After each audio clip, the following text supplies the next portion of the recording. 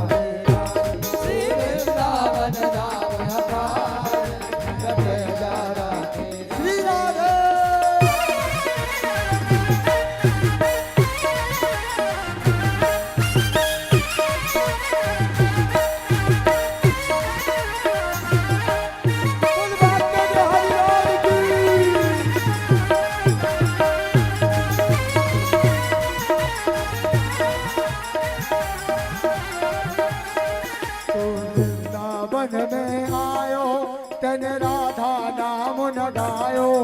वृंदावन में आयो तेरे राधा नाम न गायो।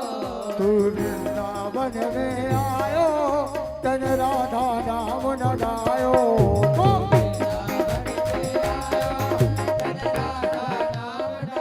वो तेरे जीवन को धिक्कार रटे जा राधे राज।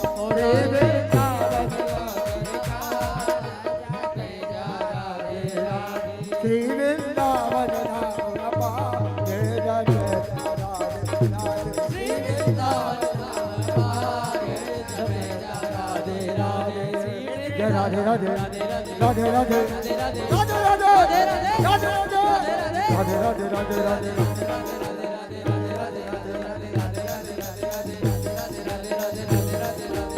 राधे राधे राधे राधे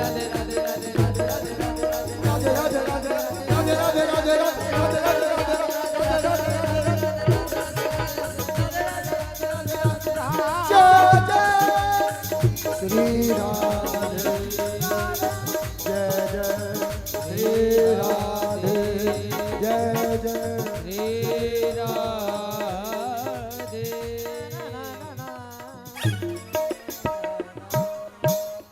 केवल हमें समर्पित होना है। जब तक अब आप सब बैठिए, अभी और भी कथा के जब विश्राम होगा सुंदर झांकी के दर्शन करोगे। और जो भजन है तो हमारे जजमान जो श्री राम मोहन जी चौधरी के बालक है, उनकी इच्छा है बार बार झांकी के दर्शन करूं, तो ठीक है। जो भाव का भजन होगा उसमें आप दर्शन करोगे। आइए हम पुनः उस रूप के चिंतन करें जिस रूप में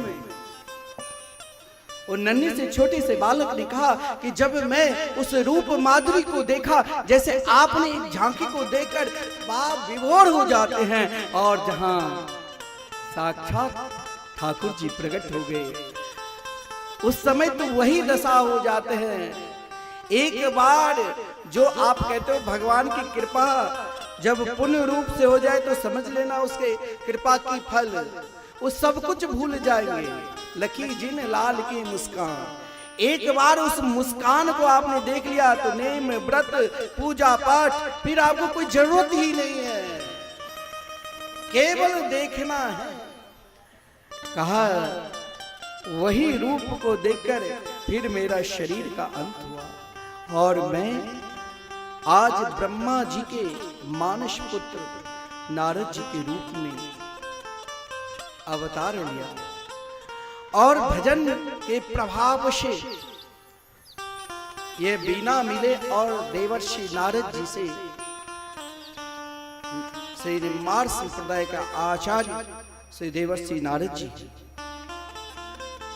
और व्यास जी ने भी दीक्षा प्राप्त की और फिर भागवत की रचना की और भागवत की रचना कर श्री सुखदेव जी को समर्पित किया। श्री सुखदेव जी परमहंस थे। परमहंस उसे कहते हैं हंस। हंस का स्वभाव होता है। एक बार क्या हुआ तो जब आदरणीय श्री मान सुखदेव जी का अवतार लिए मां के गर्भ में 12 वर्ष तक निवास किए और बाहर निकलते ही जंगल की ओर प्रस्थान किए। पिता पीछे पीछे बेटा बेटा कहकर पुकार है। वृक्ष से उत्तर मिला पुत्रो हम ही आपके पुत्र है, हम ही आपके पुत्र है। अब सोचा ऐसे महापुरुष को कहाँ ढूंढूं। आगे जा रहे थे तो कुछ अप्सराएं स्त्रियां नदी में स्नान कर रही थी। व्यास जी को आते हुए देखकर सब वस्त्र पहन लिया और उससे पूर्व उनके पुत्र गए तो यथावत स्नान करते रहे। व्यास जी ने उन कन्याओं के पास आकर उन देवियों के पास आकर कहा कि बेटी एक बात आपसे पूछूं। अभी अभी मेरे युवक पुत्र इस मार्ग से निकला, उसे देखकर आप यथावत स्नान करती रही और मैं वयोवृद्ध हो चुका हूं और इन वृद्ध को देखकर आपने वस्त्र क्यों पहन लिया? उन स्त्रियां ने जवाब दिया कि व्यास जी, मैं मानता हूं आप श्रेष्ठ है, लेकिन आप हंस है। हंस का स्वभाव होता है पानी और दूध मिला दो तो दूध पी लेगा, पानी छोड़ देगा। अगर दूध में मिलावट है पानी, तो चाहे 100 ग्राम पानी है और 100 ग्राम दूध है तो 100 ग्राम दूध को पिएगा, पानी को छोड़। लेकिन आप हंस है, मैं मानता हूं आपके अंदर ये भाव है कि स्त्री है, ये पुरुष है, लेकिन आपके पुत्र परमहंस है, उसके अंदर स्त्री पुरुष का भाव ही नहीं है। उस सब में प्रिया प्रीतम कन्या को देखे। व्यास जी ने प्रणाम करते हुए लौटे। आज भागवत की महिमा देखो, वही भागवत जंगल से विचरण करते हुए अपने पिता के निकट आकर भागवत की रसास्वाद। देखिए, भागवत के प्रारंभ में उन माताओं की कथा है जिसके त्याग को सारे जगत नमन कर रहे हैं, जिसकी निष्ठा को सब प्रणाम कर रहे हैं। चाहे माता द्रौपदी हो, माता द्रौपदी के प्रातः काल नाम लेने से कहा गया है संपूर्ण पाप नष्ट हो जाते हैं। माता द्रौपदी हो, माता उत्तरा हो और माता कुंती हो।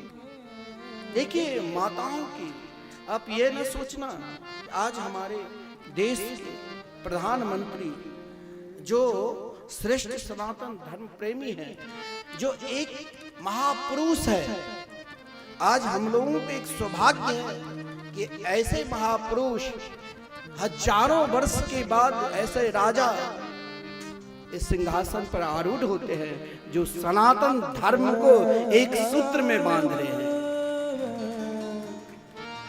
श्री राम मंदिर की हम कल्पना भी नहीं करते, आज हम उस मंदिर में विराजमान होकर श्री राम लला की दर्शन कर रहे हैं। चाहे बाबा विश्वनाथ हो के मंदिर हो, आज महाराज देश की जरूरत है ऐसे महापुरुष।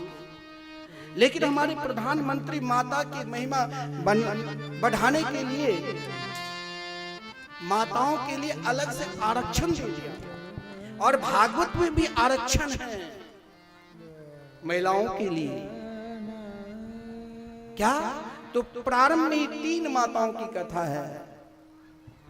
उपकरण भागवत प्रारंभ कहता आचरण यदि प्रारंभ में मंगल हो तो जीवन सदा मंगलमय ही रहेगा। तो भागवत उन माता की कथा है जिनकी मंगलमयी कथा है।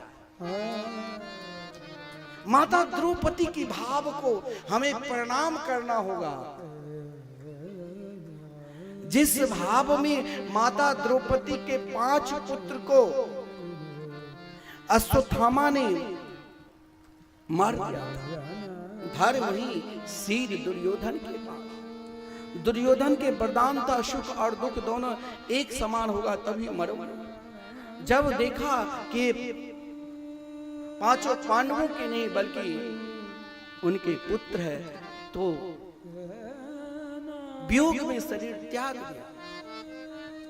परंतु द्रौपदी जब पुत्र के शिविर में पहुंचा, देखो त्याग। भगवान की कौन सी प्रार्थना करना चाहिए? आजकल हम प्रार्थना करते हैं, मंदिर जाते हैं, आरती भी गाते हैं, और मंदिर में आज भी प्रथा है घर में सत्यनारायण भगवान की कथा कराते तो अपने तो बढ़िया सुंदर परम सुख धोती पहनकर बैठेंगे, और पंडित जी के लिए आज भी वो गमछा छोटी सी तुलिया पहना दो, ये तो पंडित जी का है। और फिर घंटी लेकर आरती करते रहते हैं, तेरा तुझको अर्पण क्या लागे मेरा। ये ठकना नहीं हुआ तो और क्या हुआ? एक तरफ तो हम अर्पण करते हैं, सब कुछ दे चुके हैं, और एक तरफ सरे हुए फल, जो कोई वस्त्र ना पहने हो पंडित जी पहने। पंडित जी आजकल के इतनी सस्ता नहीं है, फिर भी भाव देखो। लेकिन यहाँ अर्पण देखो, माता द्रौपदी को हमें प्रणाम करना पड़ेगा। जिन माता द्रौपदी के 5 पुत्र को एक साथ अश्वत्थामा ने महाभारत के अंतिम दिन के युद्ध में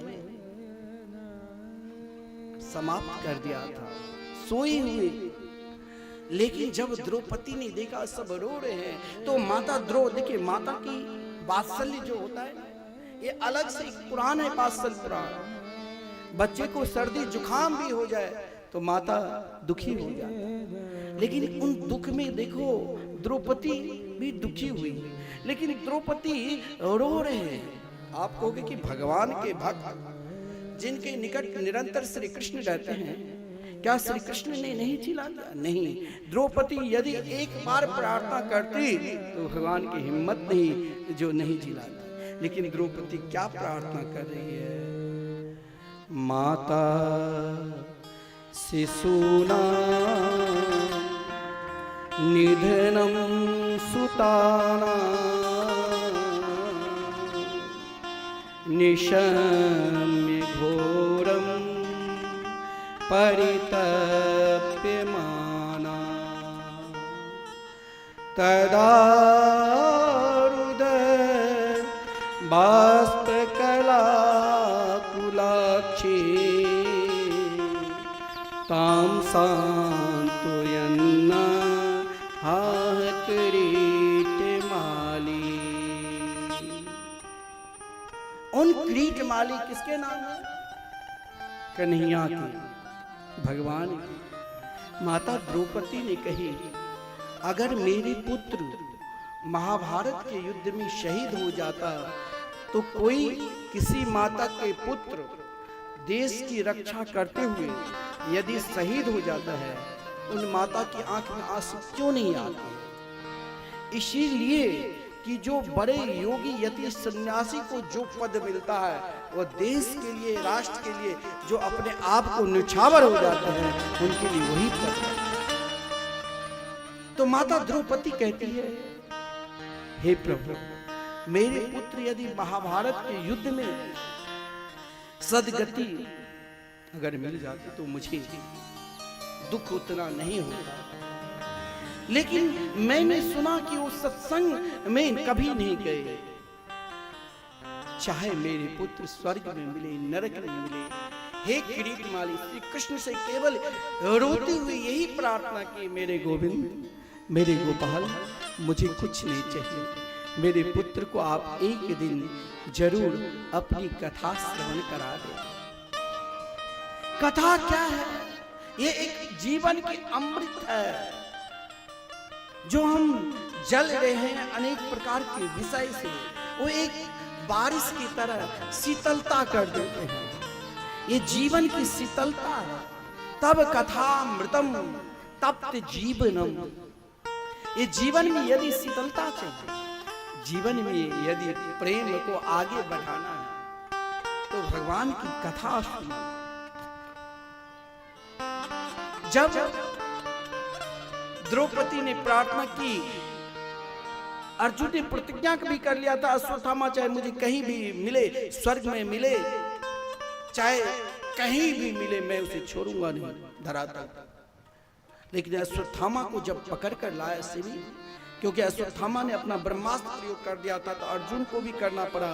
व्यास जी ने प्रार्थना की तो ब्रह्मास्त्र को दोनों को संहार कर लिया था, क्योंकि अश्वत्थामा प्रयोग नहीं जानता। देखिए हमारी संस्कृति, हमारे सनातन धर्म, आपको कोई प्रश्न करे सनातन धर्म क्या है, तो सनातन धर्म में हिंसा वृत्ति नहीं कही है। वहां अहिंसा की व्रत है, वहां प्रेम की व्रत है, वहां करुणा की व्रत है, वहां क्षमा की व्रत है। ये प्रेम, करुणा और क्षमा ये सीखना है तो माता द्रौपदी की प्रसंग को देखो। माता द्रौपदी ने देखा कि शिविर में एक व्यक्ति बांधा हुआ है और व्यक्ति अपने सिर नीचे झुकाकर, आज जो कल तक सिर ऊंचा कर चलते थे, आज सिर नीचे झुकाए हैं। मैं कैसे द्रौपदी की ओर देखूं, कैसे इन हस्तिनापुर वासियों की ओर देखूं। एक गुरु पुत्र द्रौपदी द्रौपदी ने कहा ये ठीक नहीं है, एक सम्मानित व्यक्ति है और गुरु के समान गुरु पुत्र को माना गया है, उनके शिष्य को माना गया है, उनके उत्तराधिकारी को माना गया है। इसीलिए द्रौपदी ने अश्वत्थामा को देखकर प्रार्थना कर रही है और अर्जुन से कहा, हे अर्जुन, इसे आप छोड़ दो। मुच्यता मुच्यता मेष ब्राह्मणो नित्राम गुरु। मैं बार बार प्रार्थना की। अर्जुन को क्रोध था क्योंकि इसने अपराध किया। पांडवों के अंदर सभी को क्रोध था, इसे दंड मिलना चाहिए, लेकिन एक जिसके पुत्र मरा है वो हाथ जोड़कर खड़ी है कि इसे छोड़ दो। यह अपराध क्या है? यह है माता की हृदय।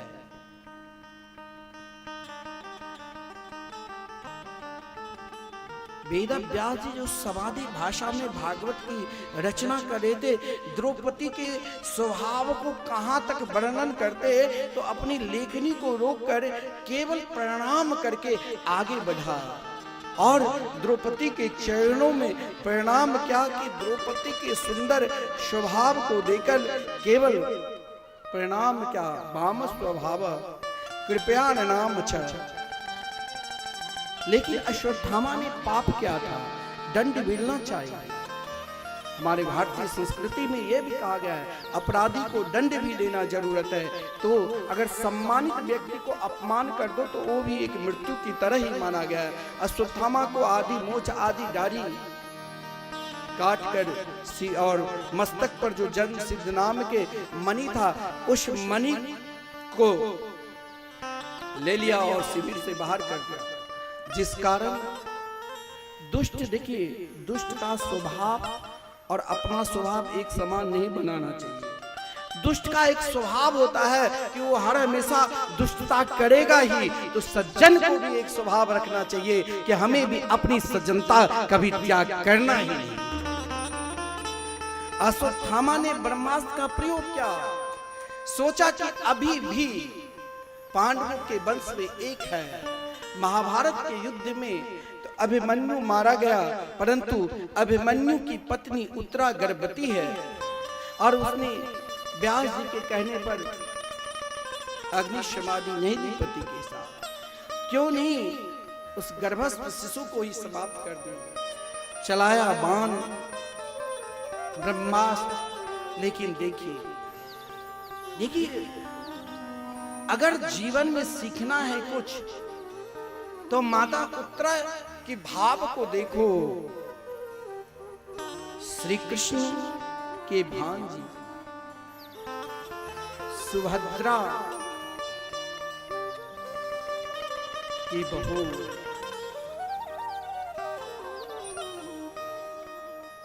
जिन सुभद्रा ने कभी श्री कृष्ण से कुछ नहीं कहा। महाभारत के युद्ध में मारा गया पुत्र तो भी श्री कृष्ण से नहीं कहा। जिन उत्तरा ने श्री कृष्ण की याद करते करते अश्रु को रोक लिया, लेकिन श्री कृष्ण से नहीं प्रार्थना की क्योंकि शहीद हुआ उन वीरों के हाथ से। लेकिन आज उत्तरा उस गर्भस्थ शिशु के लिए प्रार्थना करने के लिए जा रही है। जीवन में यदि दुख आवे, जीवन में यदि कष्ट आवे तो दूसरों को अपने कष्ट मत कहो, भगवान से प्रार्थना करो, हे मेरे गोविंद, हे मेरे गिरधर गोपाल, आप ही मेरे कष्ट को निवारण कर सकते हैं, आपके सिवा और कौन है। इस समय भगवान भी द्वारका की ओर प्रस्थान कर रहे थे। उत्तरा दौड़ती हुई गई और भगवान के चरणार बिंदु को पकड़कर रुदन करने लगी। आज शिविर से महाराज एक बहू जिसे आज तक कोई देखा नहीं था, वो पागल की तरह दर्द से भयभीत होकर श्री कृष्ण के शरण में जाकर चरण पकड़कर प्रार्थना करने लग गई। पाहि पाहि महायोगिन देव देव जगतपते, नान्यं तद भयं पश्ये यत्र मृत्यु पर। मरना तो सभी को पड़ेगा ही, चाहे आज मरे चाहे 100 वर्ष के बाद मरे, लेकिन मरो ऐसे जो मरने के बाद भी लोग आपके लिए रोए, लोग आपकी प्रशंसा करें। मरने के बाद यदि प्रशंसा लोग करता है तो समझ लो ये व्यक्ति स्वर्ग लोग गए, और मरने के बाद यदि निंदा कोई करते तो मान लेना कि ये व्यक्ति नरक लोक में है। माता उत्तरा ने प्रार्थना की, हे गोविंद, हे श्याम सुंदर, हे कन्हैया, अब आप हमारी रक्षा करो। चाहे ये ब्रह्मास्त्र मुझे जलाकर राख कर दे, मुझे तनिक परवाह नहीं है। क्योंकि श्री कृष्ण ने पूछा कि अब तुम जीना क्यों चाहती हो, तो उत्तरा ने कहा कि आपके प्रश्न का उत्तर अपनी स्तुति में ही बता दिया कि ब्रह्मास्त्र मुझे जलाकर राख कर दे, मुझे परवाह नहीं है, लेकिन एक माँ को विश्वास होना चाहिए कि उनके गर्भ में जो शिशु पल रहा है वो राष्ट्र के लिए, समाज के लिए पल रहा है या ये दुर्दांत होने वाले हैं। माँ गर्भ में ही समझ जाते हैं। इसीलिए तो कहा गया गर्भवती माताओं को भगवान के चिंतन करना चाहिए, भगवान के अत्यधिक उपासना करना चाहिए, फल क्रोधित भोजन नहीं करना चाहिए, ताकि उनकी संतान माता पिता की सेवा करे, राष्ट्र की सेवा करे। उत्तरा ने विश्वास के साथ कहा कि मेरे गर्भ में जो बालक है, जो शिशु पल रहे हैं, मैं जानती हूं कि मेरे पुत्र इस राष्ट्र के लिए, इस समाज के लिए आपके मंगलमय नाम रूप लीला धाम के प्रचार प्रसार करेंगे। हे श्याम सुंदर, मैं इनके लिए ही जिंदा बची। लोग क्या कहेंगे जिस पांडवों के रक्षक श्री कृष्ण थे, मैं ये नहीं चाहती हूं कि मेरे कारण आपकी निंदा हो। लोग यह ना पूछे कि उन वंश की रक्षा श्री कृष्ण नहीं कर पाए। हे श्याम सुंदर, ये ब्रह्मास्त्र मुझे जलाकर नष्ट कर दे, लेकिन मेरे गर्भस्थ शिशु को कुछ ना होवे, क्योंकि मैं जानती हूं कि मेरे पुत्र आपके परम भक्त होंगे। ये सुनकर श्री कृष्ण कुछ बोला ही नहीं। कहा कि एक माता ऐसी होती है जो गर्भपात करती रहती है कि पेट में लड़का है कि लड़की, वो ये नहीं जानती है कि मेरे गर्भ में जो शिशु है, हो सकता है बेटी है तो क्या है, आजकल तो बेटी महाराज बेटा से भी आगे बढ़ रहे हैं। संपूर्ण राष्ट्र में उनकी योगदान है। वो झांसी के रानी भी बन सकते हैं, वो चंद्रायन पर भी जा सकते हैं। आजकल यह नहीं सोचना चाहिए कि बेटा है कि बेटी है, सबको भरण पोषण करने वाले तो भगवान है। भगवान ने सोचा एक माता गर्भपात करती है, एक माता इस गर्भ की रक्षा के लिए प्रार्थना कर रही है, ऐसे माता के गर्भ में प्रवेश कर क्यों नहीं इनके पुत्र बन जाऊं। इसीलिए भगवान का भी एक नाम उत्तरायण पड़ा। और अंगुष्ठ मात्र ममलम, उत्तरा से कहा बेटी एक पल के लिए आप मातृभाव लाओ।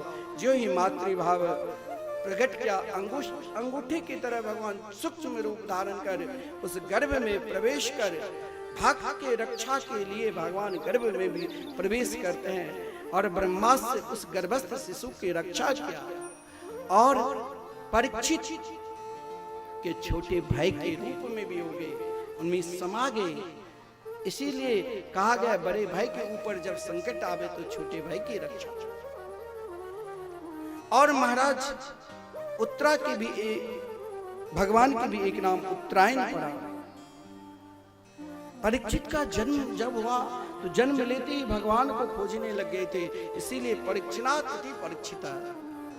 जन्म लेते ही स्वयं को हमें पहचानना चाहिए कि हम किस लिए आए थे। हरि भजन को उठन लगे कपाश, आए थे मैं भगवान को गर्भ में तो वचन दिया था इस बार हम जरूर भजन करके आपको प्राप्त कर लेंगे, लेकिन हम फिर इस दुनिया में लग जाते हैं। हमने तो दुनिया को बनकर देख लिया, हमें एक बार तो उनको भी बनना है। नहीं कहते हैं दुनिया को बन कर देख लिया, श्यामा को बन कर देख जरा, राधा नाम में कितनी मस्ती है, इस राह पे आकर देख जरा, दुनिया को बन कर देख लिया, श्यामा को बन कर देख जरा। हमने तो आज तक दुनिया को बनकर देख लिया, एक बार कृष्ण कन्हैया के बनकर तो देख लो, फिर देखो क्या मजा है, क्या आनंद है। देखिए उस आनंद को प्राप्त करने के लिए वहां सुख और दुख की चिंता मत करो। सुख और दुख तो जीवन में आएगा ही।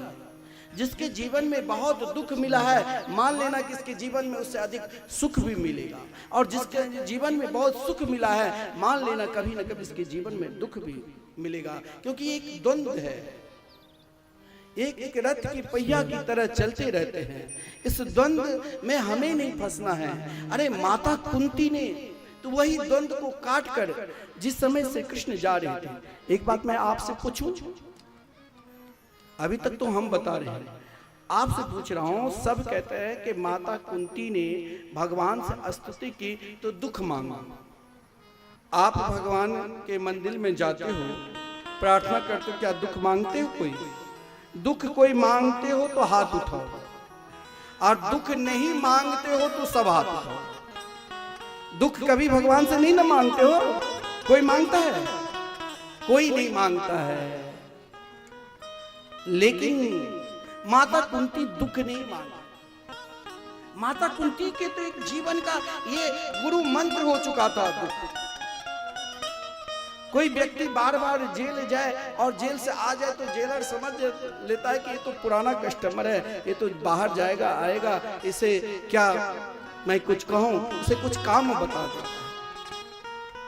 तो ऐसे ही सुख और दुख है। कुंती ने अपने जीवन में दुख बहुत देखा। जन्म हुआ कहीं, पालन कहीं, विवाह हुआ तो महाराज युवती अवस्था में पति चले गए। 5 पुत्र को मारने के लिए गंधारी के 100 पुत्र निरंतर प्रयास करते थे, कभी लक्षागृह में जलाने के, कभी पुत्र वधू को अपमान करके, लेकिन कुंती ने कभी श्री कृष्ण से कुछ नहीं कहा। निरंतर कृष्ण के स्मरण में अहर्निशम लगी रहती थी। आज कुंती जब पुत्र भारत के सम्राट बना, राजमाता के रूप में विराजमान है, श्री कृष्ण आज जा रहे हैं, तो कुंती आंचल को फैलाकर मांग रही है, कन्हैया आज तक मैंने आपसे कुछ मांगा नहीं, आज तक मैंने केवल आपके रूप माधुरी का अनुभव क्या कि कैसे आप यशोदा के घर में माखन चोरी करते थे और कहते मैया मैंने माखन नहीं खाया। गोपियों के घर में जा जाकर माखन चोरी करते थे और आप कहते मैं नहीं खाया।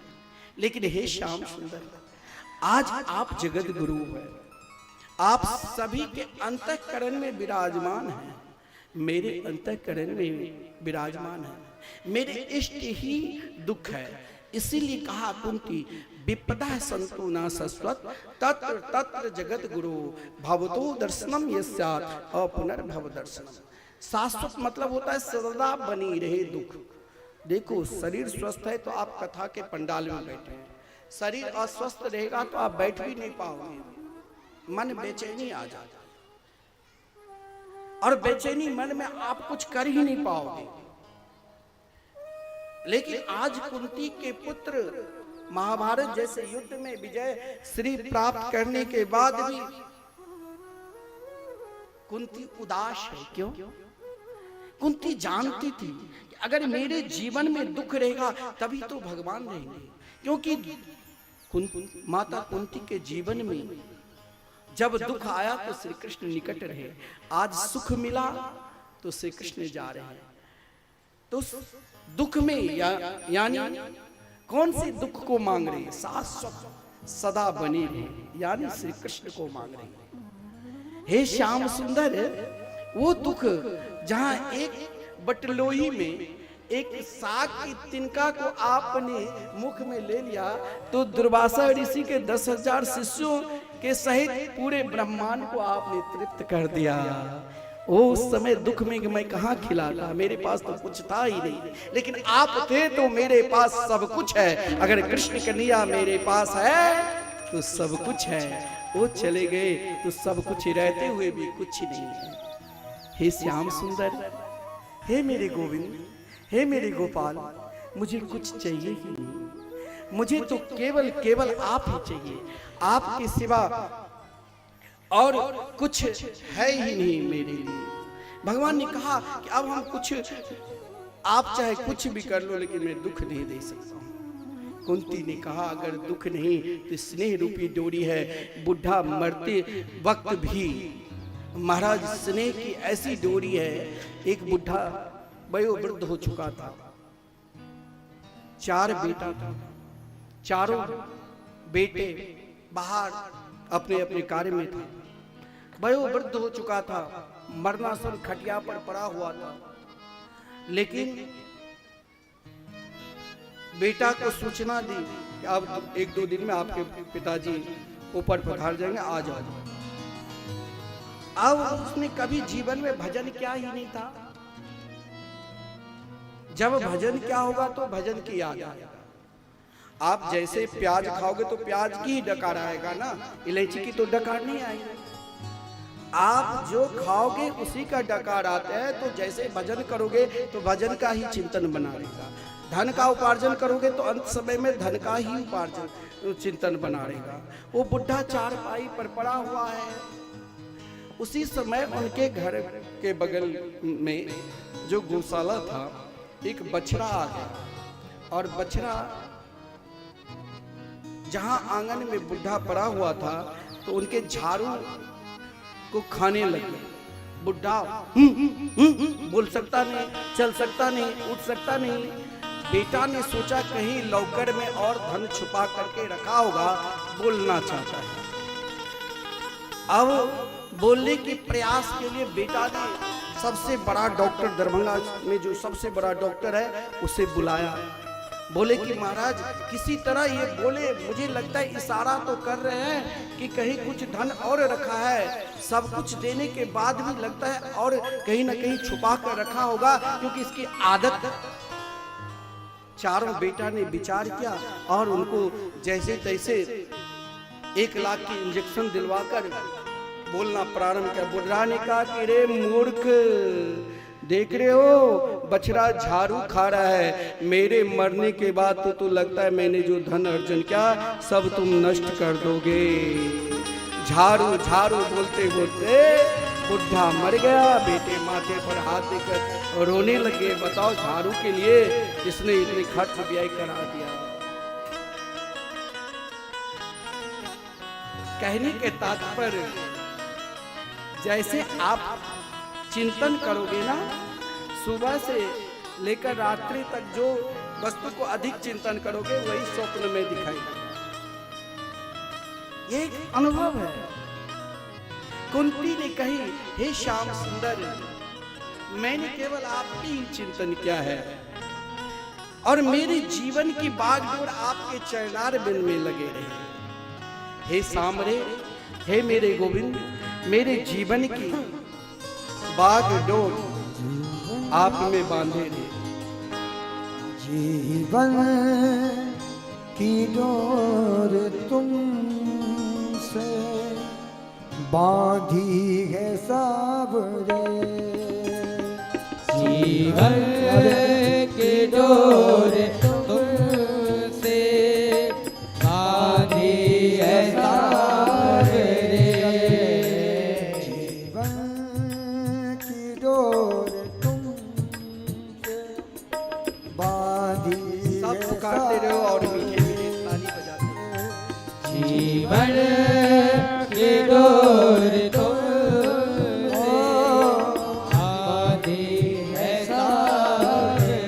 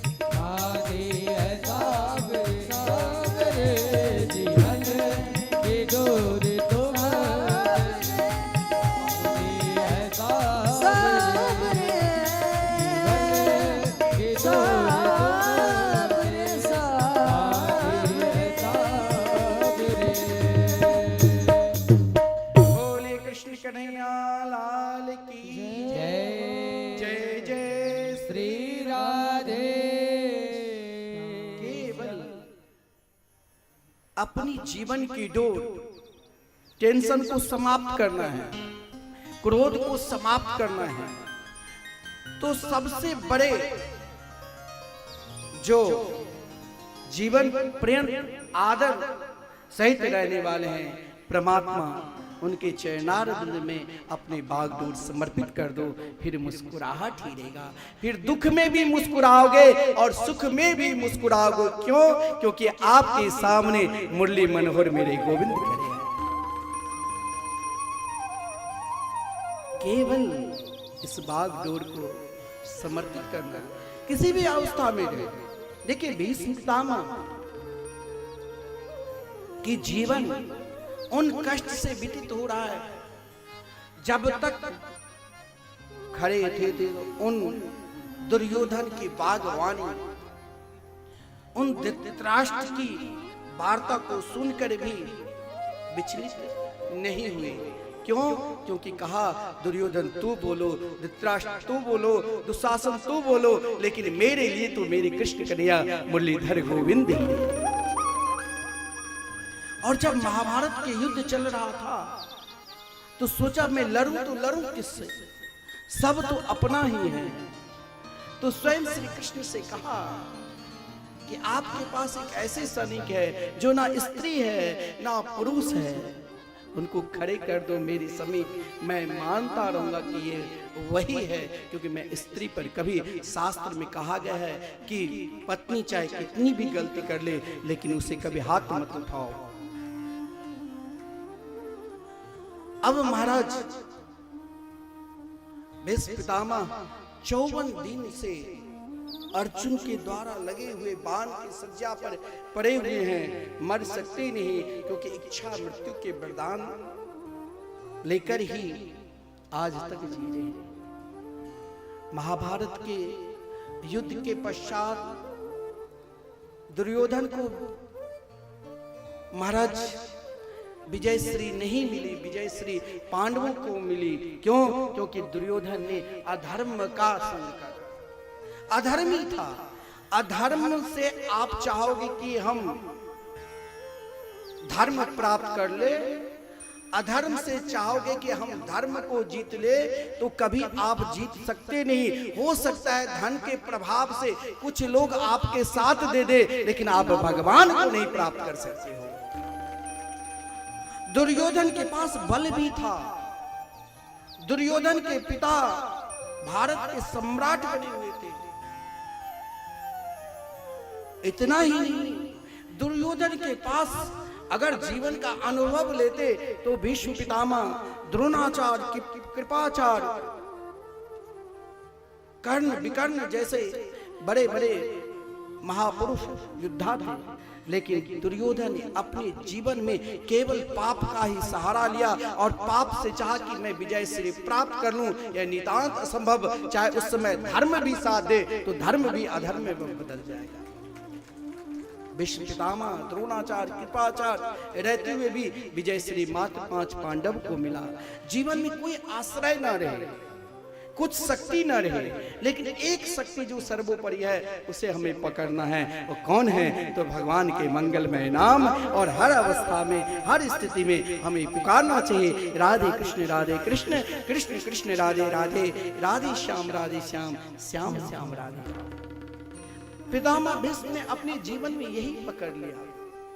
बाण की सज्जा पर पड़े हुए हैं। 54 दिन से उन जगह पर है जहां लाशों की ढेर है, चारों तरफ दुर्गंध है, कोई एक पल भी नहीं ठहर सकता है। परंतु भीष्म पितामह उन बाण की सज्जा पर वेदना भी हो रही थी। शरीर में वो दर्द है, वो वेदना है। जैसे शिशु जन्म लेता है, माता की जो वेदना होती है उससे भी अधिक वेदना, जैसे किसी को एक जगह बिच्छू 10 डंक मार ले, शरीर में जो वेदना होगी वही वेदना होगी। परंतु कृष्ण को नहीं भूले, श्री कृष्ण की याद निरंतर करते रहे, कब मेरे गोविंद आएंगे। आज धर्मराज युधिष्ठिर अपने भगवान जब कुंती को वरदान दे दिया तो तो आज भगवान पुनः द्वारका नहीं गए, तो धर्मराज युधिष्ठिर के महल में गए तो धर्मराज युधिष्ठिर पलंग से उतरकर नीचे बैठकर रो रहे थे कि मेरे कारण महाभारत का युद्ध हुआ, लाखों स्त्रियां विधवा हो गई, माता पुत्रहीन हो गए, पतिहीन हो गए, ऐसे राज्य लेकर मैं क्या करूं। श्री कृष्ण ने बड़ा सुंदर उपदेश दिया, लेकिन देखिए उपदेश को ग्रहण तभी कर पाओगे जब आपके अंदर वात्सल्य स्नेह रहेगा, तो आप नहीं ग्रहण कर पाओगे। इसीलिए गीता में भगवान ने जब अर्जुन को गीता का उपदेश देना प्रारंभ किए तो अर्जुन से कहा अभी कुछ देर के लिए सखा नहीं, क्योंकि मैं वो उपदेश दे रहा हूं जो सनातन धर्म की एक जड़ गीता है, और यही सनातन धर्म की जड़ है। तो अर्जुन ने शिष्यत्व भाव स्वीकार कर लिया।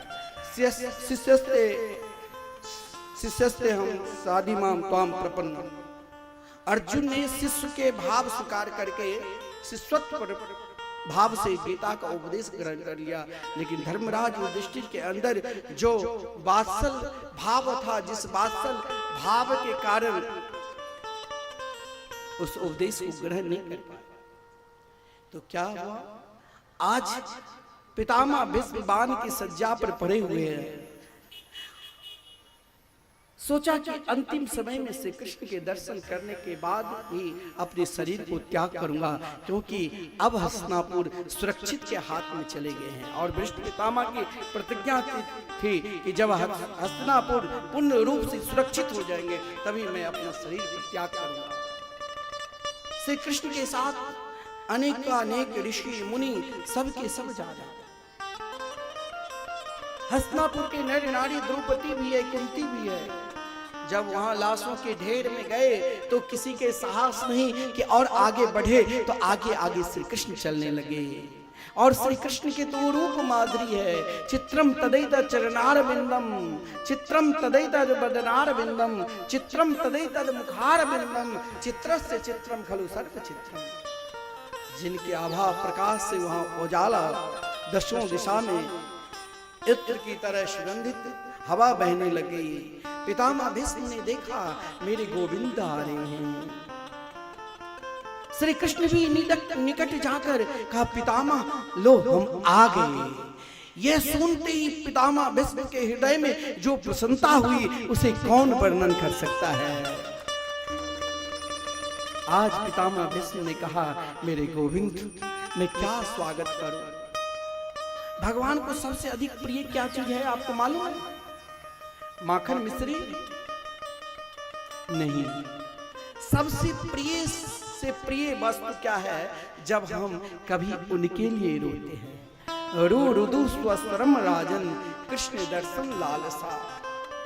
आज भीष्म पितामह की आंख से अश्रुपात निकल रही है और उस अश्रुपात की धारा के द्वारा लगा श्री कृष्ण को अभिषेक करने लगे और एक नजर से मानो अपने हृदय रूपी सिंहासन पर बैठाकर श्री कृष्ण को षोडोपचार से पूजन भी कर लिया। और पूजन करने के बाद 10 मिनट के बाद जब नेत्र खोले तो श्री कृष्ण को सामने देखकर हर्षित होकर फिर भी सोचा कि छलिया है कि कब चले जाए कोई बात कह नहीं सकता। इसीलिए आज भीष्म पितामह ने कहा कि आज तक आपने अपने भक्त को ही सदा प्रतीक्षा कराए हैं। हम मंदिर भी जाते हैं तो श्री राम मंदिर में अभी रोज लाखों लोग दर्शन करने के लिए जाते हैं, तो आपको प्रतीक्षा करनी पड़ेगी, क्रम संख्या से जाना पड़ेगा सुरक्षा दृष्टि को देखते हुए। लेकिन भीष्म पितामह ने कहा कि आज आप उन भक्त के पाला में पड़ गए हैं जो आज तक आपने अपने भक्त की प्रतीक्षा कराए, आज आपको प्रतीक्षा करनी पड़ेगी। वो भी वैसे कैसे नहीं, यहाँ तक कह दिया सहदेव देवो भगवान प्रतीक्षता। भगवान ने कहा कैसे प्रतीक्षा कराओगे? बोले मेरी प्रतीक्षा में 3 शर्त है। क्या? यह शब्द तो कोई भक्त ही बोल सकता है कि जब तक मैं अपने शरीर को त्याग कर आप में न लीन हो जाऊं तब तक आप मेरी प्रतीक्षा करो। कोई कहे तो भगवान क्या सुन लेगा।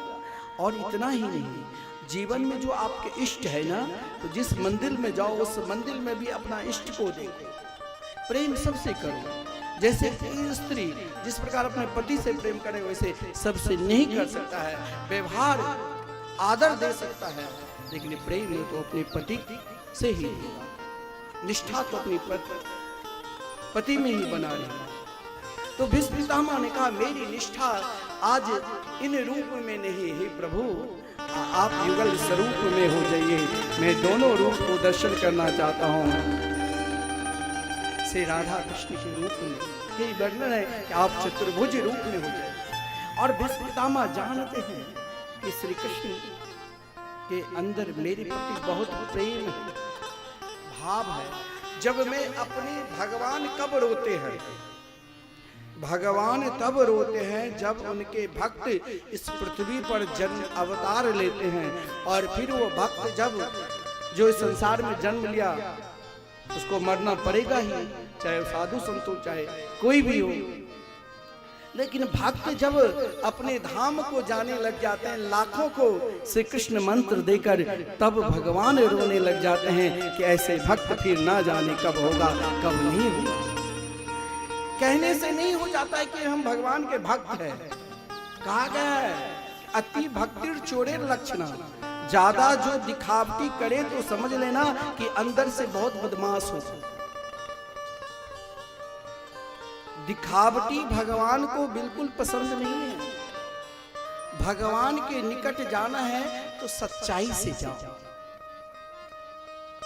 अपने आप को समर्पित हो जाओ, अपनी शक्ति को शून्य बना दो, अपनी सगी संबंधी की शक्ति को शून्य करके एक बात, हे भगवान हम आपके हैं और आप हमारे हैं, बाकी कुछ है ही नहीं। मेरे तो गिरधर गोपाल दूसरों ना कोई, ऐसा भाव लेकर जाओ। तो भीष्म पितामह जानते थे कि जब मैं अपने शरीर को त्याग करूंगा तो श्री कृष्ण के आंख में आंसू नहीं आनी चाहिए, बल्कि उनके मुखारबिंद पर मुस्कान आना चाहिए, जिन मुस्कान को मैं निरंतर उपासना की है। जीवन में निरंतर मुस्कान भी रहे ना, तो यह भी एक दर्शन है। दर्शन शास्त्र में एक दर्शन है, एक परमात्मा की कृपा है कि हर स्थिति में, हर परिस्थिति में हमारे जीवन में मुस्कान है। चाहे कोई भला कहे, चाहे कोई बुरा कहे, लेकिन मेरे तो गिरधर गोपाल दूसरों ना कोई, यही भाव। भीष्म पितामह ने कहा कि हे प्रभु जब मैं अपने शरीर को त्याग करूं तब आपकी आंखों में आंसू नहीं, बल्कि आपके मुखारबिंद पर मुस्कान आना चाहिए गोविंद। भगवान ने तीनों शर्त को मान लिया। तो कहा भीष्म पितामह ने, प्रभु मुझे उन संसार के प्राणी को देखकर दुख आता है, जो आप इतने बड़े दयालु है, इतने बड़े कृपालु है, और मैंने अगर महाभारत के युद्ध में अस्त्र भी उठाया, क्योंकि भीष्म पितामह भगवान को पूर्ण रूप से जानते थे। जब महाभारत के युद्ध में श्री कृष्ण अर्जुन को गीता की उपदेश प्रदान कर रहे थे, तो कभी कभी द्रोणाचार्य के अंदर शंका हो जाता, ये शब्द भगवान ने क्या कह दिया। क्योंकि अगर आप मस्तिष्क प्रधान रहोगे ना, तो माथा अनेक प्रकार के विचार करने लग जाएगा। लेकिन पितामह भीष्म ने द्रोणाचार्य से कहते कि समाधान मिलने वाले हैं, क्योंकि पितामह भीष्म हृदय प्रधान भक्त थे, और हृदय प्रधान जो भक्त है उनके ही मुस्कान रहते हैं हर स्थिति में, हर परिस्थिति में। तो यहाँ पर भीष्म पितामह ने कहा, प्रभु आपने एक प्रतिज्ञा की थी कि मैं महाभारत के युद्ध में अस्त्र उठाऊंगा ही नहीं, लेकिन आप कैसे छलिया है। हे नटनागर, हे मेरे गोविंद, जब महाभारत के युद्ध प्रारंभ हुआ तो मेरी दृष्टि, मेरी नजर केवल आपकी ओर ही लगा रहा था। भला मैं युद्ध करता था, लेकिन अगर मैं कौरवों के पक्ष में भी युद्ध किया तो मेरा अभिप्राय यही बना रहता था कि मैं सदा आपके श्री चरणों की दर्शन करता रहा। जब बड़े बड़े योद्धा युद्ध करने के लिए अर्जुन के साथ आता था, उस समय आप क्या कर लेते थे कि अपनी मुखार बिंद पर मुस्कान प्रकट कर लेते थे, और उस मुस्कान को देखकर सामने वाले योद्धा अर्जुन की ओर नहीं देखकर एकमात्र आपकी ओर देखने लग जाते थे, और उस समय अर्जुन को आसानी से विजय श्री मिल जाता था। तब मैंने सोचा कि जो इतने बड़े दयालु है, कंबा दयालु शरणम ब्रजेम, जो इतने बड़े दयालु है, इतने बड़े कृपालु है, अपने भक्त के लिए चोरी से छुपके से अपनी प्रतिज्ञा को त्याग रहे हैं, ऐसे प्रभु के स्वभाव क्यों नहीं दुनिया में प्रकट कर दूं कि तुम दुनिया को बनकर तो देख लिया, एक बार मेरे गोविंद को बनकर तो देख लिया। फिर मैंने भी कोई अभिमान से प्रतिज्ञा नहीं की थी, मैं केवल आपके स्वभाव को प्रकट करने के लिए ही प्रतिज्ञा की थी। आज अगर मैं प्रभु से अस्त्र न धरवा कर रहूं तो मैं गंगा के पुत्र न कहूं। आज जो हरि हरि शस्त्र न गाओ पाऊं, आज प्रतिज्ञा जब मैंने की तो जिस कारण मैंने अर्जुन के साथ युद्ध किया, अर्जुन के प्रति मेरा भाव था शिष्य, क्योंकि मैं अर्जुन के गुरु हूं। अर्जुन को मैंने अनेक प्रकार के विद्या शस्त्र विद्या का उपदेश दिया, मैं अर्जुन को कैसे मार सकता था। फिर भी उस दिन मैंने क्रोध में आकर 2-4 बाण आपके चरणों में भी लगा दिया, अर्जुन मूर्छित होने लगे। लेकिन ध्यान देना, भगवान के अगर धैर्य भी टूटता है तो अपने भक्त के लिए। ये कभी नहीं सोचना कि भगवान नहीं है, भगवान कथा में भी आपके साथ बैठे हैं और मेरे अंदर भी विराजमान होकर भगवान ही बोल रहे हैं। हर जगह भगवान है, लेकिन हमारे पुकार जब उस स्तर के हो जाएगा तो कहीं भी प्रकट हो सकते हैं। पितामह ने कहा कि भगवान का धैर्य कब टूटता है, जब भक्त मूर्छित होने लग जाता है। आज 2 भक्त की रक्षा करनी है, एक ने अपनी माता की कसम, अपने पिता की कसम खा लिया है, और एक भक्त अर्जुन। दोनों भक्त की रक्षा करने के लिए भगवान ने सोचा, चाहे अपनी प्रतिज्ञा को मैं त्याग दूं, लेकिन भक्त की वचन को मैं निरंतर सत्य ही करूंगा, चाहे कुछ हो जाए। जिस कारण आपने एक टूटे हुए रथ के पहिया को अस्त्र मानकर मेरे ऊपर वैसे ही गर्जना करते हुए टूटे, जैसे एक सिंह सियार की ओर दौड़ते हैं। मैंने अपने धनुष बाण को नीचे रख दिया और कहा, आओ प्रभु, अब चाहो तो आप मुझे मारो और आप चाहो तो बचाओ, क्योंकि मैंने आपके स्वभाव दुनिया में प्रकट कर दिया कि आप कितने बड़े दयालु हैं, कितने बड़े कृपालु हैं। हे गोविंद, अब आपकी जैसी मर्जी।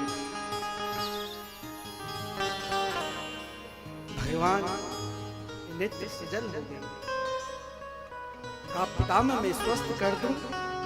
बोले नहीं प्रभु,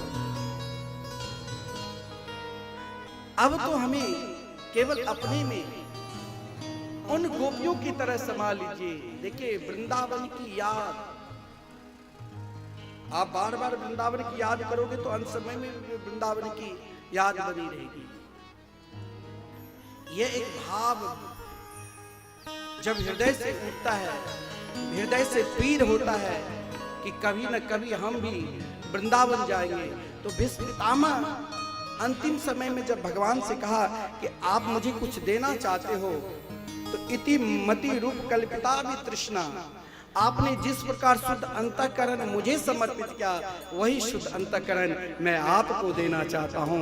मेरे तो केवल आप ही है, बाकी कुछ है ही नहीं। भगवान ने पूछा था कि आपके अंदर तृष्णा है? भीष्म पितामह ने कहा, कोई तृष्णा है ही नहीं।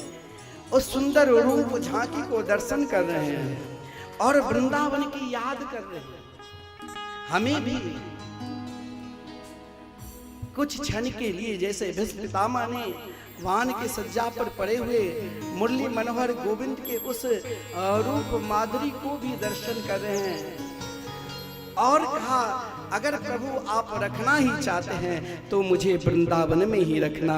और वृंदावन में देखिए, वृंदावन में आप भागवत में श्रवण करोगे, उद्धव जी जैसे ज्ञानी जिसके पास 100 बुद्धि थी, लेकिन वो भी वृंदावन धाम में खास।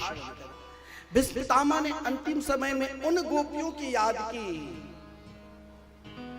कि हे श्याम सुंदर, जैसे उन ब्रजांगनाएं ने, ब्रज की गोपियों ने आपके लीला को अनुकरण करते करते करते करते स्वयं कभी कभी कृष्ण बन जाता। मैं भी निरंतर आपकी कथा को अनुकरण करूं, आपके लीला को अनुकरण करूं। और हमें भी ये भाव रखना चाहिए, हमारे हृदय में भी पीर होना चाहिए कि मैं भी एक बार जरूर वृंदावन जाऊं। तो हम भी भाव के साथ पुकारें और एक बार वृंदावन पहुंचे। मेरी हो मेरे उठे, मेरे उठे, मेरे उठे विरह की पीर सखी वृंदावन जाऊंगे। मेरे उठे विरह की पीर सखी वृंदावन जाऊंगी। वृंदावन जाऊंगी सखी वापस ना आऊंगे। वृंदावन जाऊंगी सखिया वापस आऊंगी। हो मेरे उठे, मेरे उठे, मेरे उठे विरह की पीर सखी वृंदावन जाऊंगे। मेरे उठे विरह की पीर सखी वृंदावन जाऊंगी।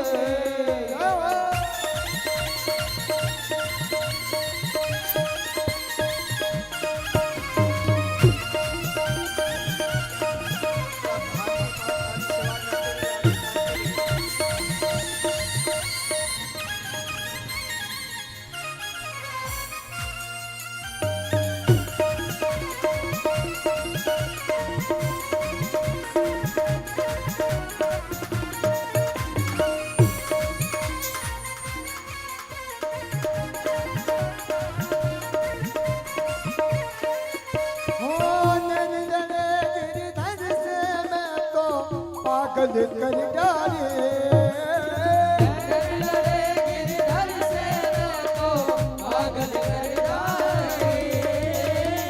गिरधर से मैं तो पागल कर डाले।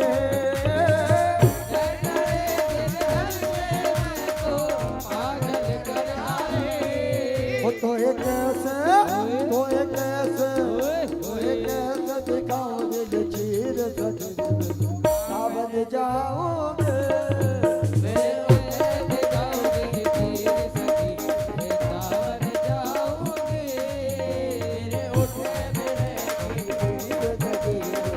सावन जाओगे।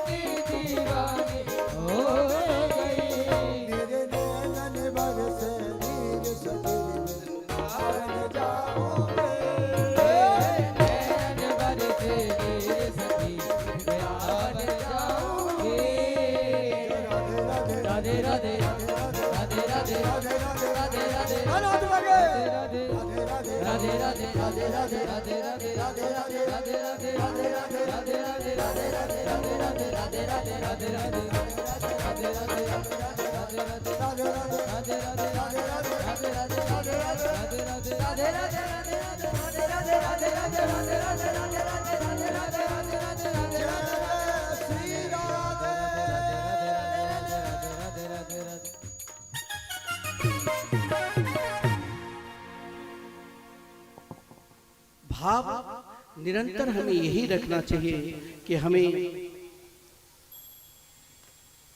एक दिन जरूर प्रभु को प्राप्त करना है। और उस भाव से अगर आप जीवित हैं तो निरंतर उनके मंगल में नाम का स्मरण करिए। देखिए, अगर महाराज भागवत में एक से एक जो प्रसंग है, चाहे पांडवों की स्वर्गारोहण हो, चाहे परीक्षित की दिग्विजय का भाव हो, धर्मराज युधिष्ठिर जब तक शासन के पृथ्वी पर, उनके पश्चात महाराज परीक्षित जब पृथ्वी पर शासन किए तो बिल्कुल धर्मराज की ही तरह एक बार महाराज परीक्षित दिग्विजय करने के लिए निकले, लेकिन किसी से युद्ध नहीं करते, सामने वाले उनके प्रभाव को भी जानते थे, सामने वाले उनकी महिमा को भी समझते थे। और परीक्षित सबसे आदर यदि किसी को देते थे तो उनके राज्य में वो है जो उन्हें श्री कृष्ण कथा श्रवण कराता। अब आप स्वयं समझ लो कि कथा की क्या महिमा है। जब दिग्विजय करके लौट रहे थे तो मार्ग में देखा कि एक बैल जो एक ही पैर पर खड़े हुए हैं और एक दुबली पतली गौ, जिसे एक विधर्मी ने उन दोनों को चाहता था कि समाप्त कर दूं। बैल के रूप में धर्म ही बैल बना हुआ था और पृथ्वी ही गौ का रूप धारण की थी। दोनों का विलक्षण संवाद है। पृथ्वी अपनी दुख का कारण धर्म से कह रही। जब धर्म ने देखा कि इस पृथ्वी पर अत्याचार, दुराचार, पाप बढ़ रहे हैं, तो धर्म पृथ्वी को समझा रहे हैं, माता घबराओ नहीं, भगवान इस कलयुग में कहीं गए नहीं। अनेक कलयुग के भक्त को आज भी भगवान के दर्शन मिलते हैं। आज भी भगवान वृंदावन में लीला करते रहते हैं। निधिवन सेवा कुंज, जहां भगवान की प्रतिज्ञा ही है, पाद में कम न गच्छामि तिक्ता वृंदावनम।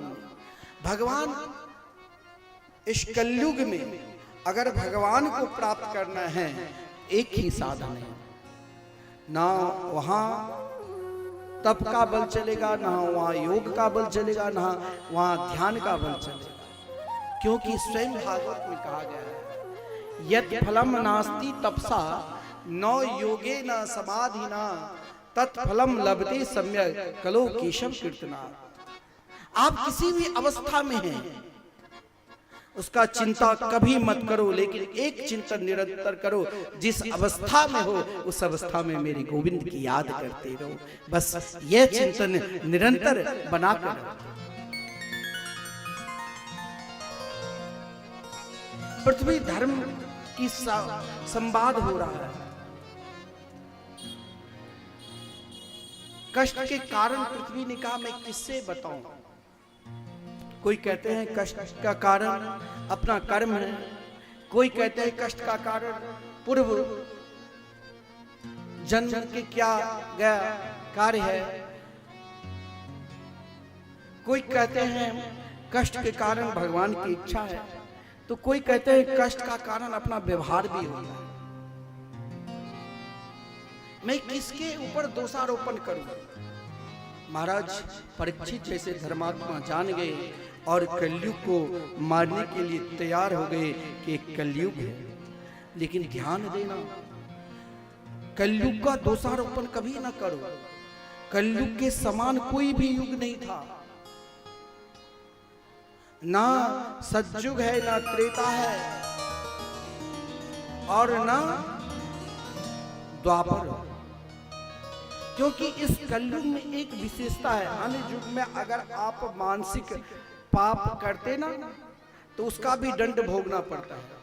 लेकिन जब महाराज परीक्षित ने कलयुग को मारने के लिए तैयार हुए तो कलयुग ने कहा महाराज मेरे अंदर ही वो गुण है, किसी युग में नहीं तो आज कलयुग में तो कलयुगी प्राणी तो उनकी दृष्टि में ही पाप बैठा है। लेकिन इस कलयुग में देखिए मानसिक अगर आप पाप करते हैं ना तो उसका फल नहीं लगता है। स्वयं भागवत में लिखा है कुशल्यानासु सिद्ध्यन्ति नेतराणि कृतानि यत्, जब आप करोगे तभी पाप लगेगा। लेकिन इस कलयुग में अगर आप मानसिक भगवान की सेवा करते हैं, पूजा करते हैं, धर्म कार्य करने की इच्छा प्रकट करते हैं, उनका फल मिलेगा। ये गुण अगर है किसी में तो कलयुग में ही है। आपकी इच्छा है कि हम भी कथा कराएं, लेकिन उतना धन की व्यवस्था नहीं है तो हम कहां से करेंगे। तो मन से अगर इच्छा प्रकट की तो जिस प्रकार हृदय में आप उत्सव, भागवत के आज द्वितीय दिन की कथा है, कल तृतीय दिन के चौथे दिन भगवान श्री कृष्ण के जन्मोत्सव होते हैं, तो इसी प्रकार हम जैसे भाव करेंगे वैसे ही हमें उसका मन से अगर हम भाव करेंगे तो उसका फल मिलेगा, पुण्य करेंगे तो मिलेगा। जिस कारण महाराज परीक्षित ने कहा अवगुण रहते हुए भी एक श्रेष्ठ गुण है, नहीं तो कलयुग में तो सब पापी हो जाते हैं, दृष्टि से ही ज्यादातर पाप करते रहते हैं। कलयुग ने सोचा कि अब घर के बड़े व्यक्ति जिस मार्ग पर चलता है ना उसी मार्ग पर घर के अन्य सदस्य चलने लग जाते हैं। राजा अगर पुण्यात्मा है तो प्रजा अपने आप पुण्यात्मा बनेगी। अभी हमारे देश के प्रधानमंत्री परम पुण्यात्मा हैं जो हर मठ और मंदिर को नमन करने के लिए जाते हैं। तो आज हम लोगों के अंदर भी सनातन धर्म के प्रति आस्था की समुद्र उमड़ पड़े हैं। राजा अगर पुण्यात्मा है तो प्रजा अपने आप पुण्यात्मा हो जाएगी। तो महाराज परीक्षित परम पुण्यात्मा थे। कलयुग ने सोचा कि ये 4 स्थान हमें दिया, द्यूतम पानम स्त्रम सुना। देखिए घर को सदा सुख में रखना है तो ये 4 काम कभी मत करो। घर को अशांति बनाना है, घर को जिंदे ही नरक में देखना है तो ये 4 काम प्रारंभ कर दो। घर को वृंदावन बनाना है, घर को सदा सुख और समृद्धि में रखना है तो ये 4 काम कभी ना करो। क्या? तो द्यूतम पानम स्त्रम सुना। जुआ, द्यूत मतलब जुआ कभी मत खेलो, क्योंकि पहले बहुत बड़ा बना देगा लेकिन लोभ बढ़ते बढ़ते 0 पर ला देगा, कुछ रहने ही नहीं देगा, सब कुछ बेचना पड़ेगा। अरे धर्मराज युधिष्ठिर, क्योंकि वहां कपट है, सुकरी ने कपट करके जब धर्म को पराजित कर सकता है तो आप किस खेत की मूली है? द्यूतम श्रापी, जिस घर में कोई श्रापी बन जाता है ना, श्राप पीता है मदरा, वो घर अशांति में रहता है, परिवार सबके सब दुखी रहते हैं। सब कुछ रहते हुए भी उनके अंदर होता है कि मेरे पास कुछ है ही नहीं। बेटा चाहे शराब पीवे, पति पीवे, लेकिन उस घर में धन रहते हुए भी अशांति है। महाराज एक मजदूर मजदूरी करके आता है, शराब पीकर महाराज घर में अशांति फैलाता है। एक बहुत सुख समृद्धि घर है, उस घर में कोई शराबी बन जाता है तो वहां महाराज अशांति में घर के सभी परिवार हो जाते हैं। द्यूतम पान, बेस्यालों में तीसरा गलत मार्ग का आचरण नहीं करना चाहिए। और हिंसक, हमें हिंसक वृत्ति नहीं बनना चाहिए, हमें अहिंसा व्रत लेकर आगे बढ़ना चाहिए। ये चार जो स्थान है ना, उसे सज्जन को कभी स्वीकार नहीं करना चाहिए, ये दुर्जनों के लिए है। लेकिन कलयुग ने कहा कि इन चार स्थान को महाराज तो स्वीकार करेंगे ही नहीं, तो अब मैं क्या करूं? तो कहा महाराज एक सुंदर भी स्थान तो दे दो। तो कहा रजो वैरम च पंचमम, सोना में कहा बास दे दिया। अब आप कहोगे कि सोना में कलयुग के पास है, नहीं, क्योंकि भगवान को स्वयं हिरण्यगर्भ कहा गया। अनीति पूर्वक कोई किसी को चोरी कर लेता है, कोई किसी को मार लेता है, कोई किसी को छल से ले लेता है, तो वो धन अगर स्वर्ण के रूप में आपके पास रहेगा तो अधिक दिन तक नहीं ठीक। तो स्वर्ण में भी जो अनीति पूर्वक किसी को चोरी कर लेता है, किसी को मार लेता है, किसी को अनीति पूर्वक ले लेता है, तो वहां भी कलयुग के वास है। और जिस कारण क्या हुआ, तो महाराज परीक्षित कभी कभी क्या हो जाता है, कुछ ऐसी वाणी निकल जाती है जो स्वयं अपने ही लोग सोचता है कि मैंने अमुक व्यक्ति के ऊपर क्रोध क्यों कर लिया, पश्चाताप होता है। महाराज परीक्षित ने स्वर्ण में तो दे दिया, लेकिन जब अपनी राजधानी को लौटे और राजधानी में लौटकर इच्छा प्रकट की कि आज देखिए ये सब भगवान की इच्छा है। राजा परीक्षित आज स्वयं राजकोष में अंदर गए, एक सुंदर विलक्षण मुकुट था। इस मुकुट को पहनकर हस्तिनापुर से सीधे कोसी नदी जो है, तीव्र गति के रथ पर बैठकर वायु के वेग की तरह रथ चलने वाले सीधे आगे है कोसी नदी की पास। वो मुकुट अनीति पूर्वक था। जरासंध को जब आदरणीय भीमसेन ने मारा, उनके पुत्र के नहीं इच्छा रहते हुए भी फिर भी वो मुकुट ले लिया।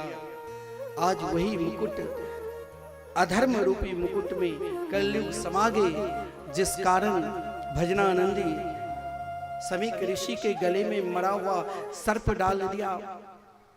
और जब उनके पुत्र सिंह ऋषि को ये सूचना मिली कि एक भारत के सम्राट राजा ने आपके पिता के गले में मरा हुआ सर्प डाल दिया, ये सुनते ही महाराज कोई भी कार्य करो तो सोच समझकर करना चाहिए। ऋषि कुमारिनी कौशिकी नदी में संध्या वंदन कर रहे थे अपने मित्रों के साथ। जल लिया, कहा चाहे भगवान अपने दिव्य धाम को चले गए, लेकिन वो आज भी है। इसीलिए तो हम अनुष्ठान क्यों कराते हैं? संपूर्ण देवता मंत्र के अधीन है और संपूर्ण मंत्र उन ब्राह्मणों के अधीन है जो त्रिकाल संध्या करते हैं, जो गायत्री की उपासना करते हैं, जो निरंतर सदाचार में रहते हैं। अनुष्ठान बहुत लोग करते हैं और सफलता क्यों नहीं मिलती है?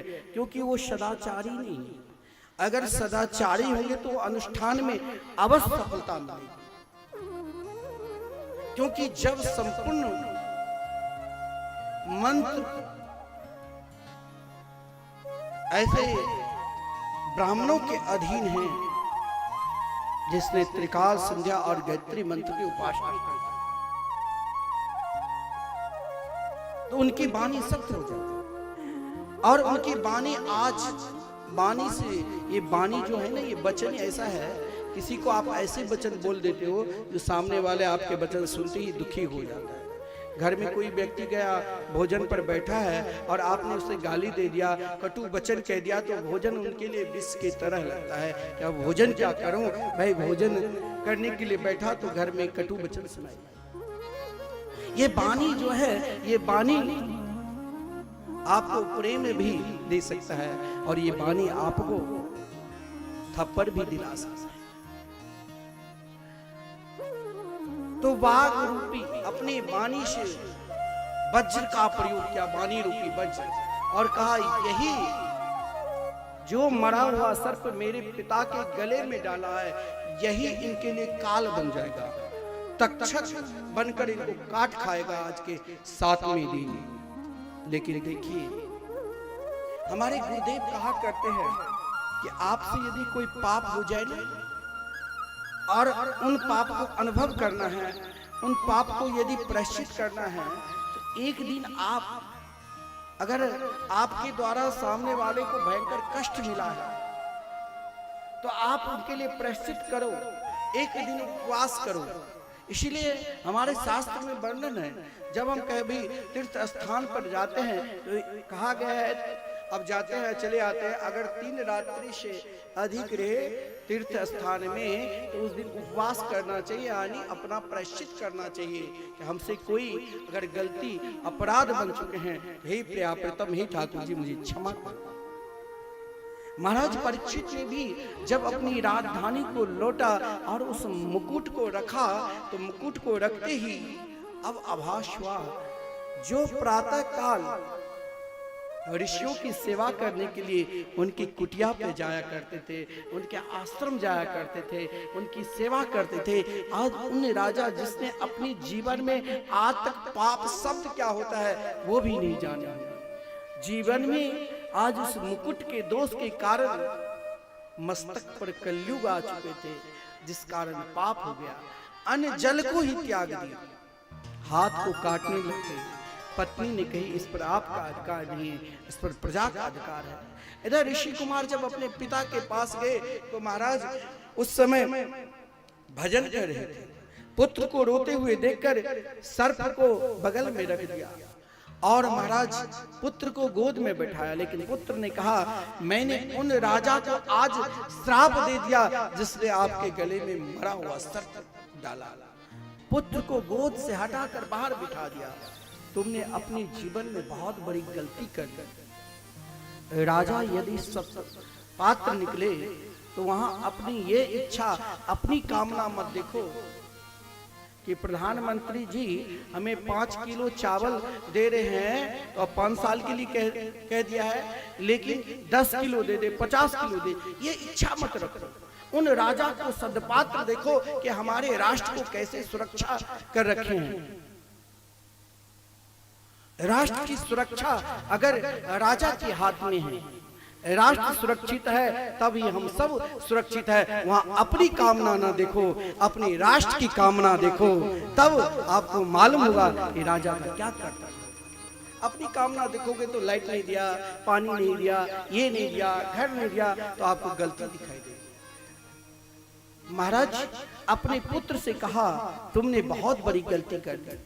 अब फिर ऐसे राजा देखिए, धार्मिक राजा, धर्म को मानने वाले राजा, सनातन धर्म को मानने वाले राजा 2000 वर्ष के बाद, 100 साल के बाद कभी एक बार आते हैं और महाराज प्रजा को पुनः सनातन धर्म के उपदेश देकर पुनः अपने दिव्य धाम चले जाते। तो महाराज जानते थे कि अब जो राजा होगा वो दुर्दांत हो जाएगा, आश्चर्य प्रवृत्ति के हो जाएंगे। महाराज परीक्षित जैसे धार्मिक राजा होना नितांत संभव है, जिसके कारण आज हम चैन से अपने आश्रम में भजन कर रहे हैं। आज महात्मा सबके हृदय में प्रसन्नता है कि कोई भी मलेच्छ अब मेरे आश्रम को नहीं तोड़ेगा, क्योंकि अब राजा धार्मिक है, राजा सनातन धर्म प्रेमी है। राजा ऐसे महापुरुष है जो हम अब चैन से भजन कर सकते हैं, हम चैन से घूम सकते हैं, हम चैन से सो सकते हैं, हमारी बेचैनी नहीं है। लेकिन महाराज के हृदय में बेचैनी हो गया कि मेरे पुत्र ने महाराज परीक्षित जैसे राजा को श्राप दे दिया कि आज के 7वें दिन मरना होगा। कहा पुत्र ये कार्य तुमने ठीक नहीं किया, लेकिन अब तेरी वाणी तो सबसे होगा ही। भगवान से प्रार्थना करने लगे, मैंने जो अपने जीवन में भजन पूजन किया है,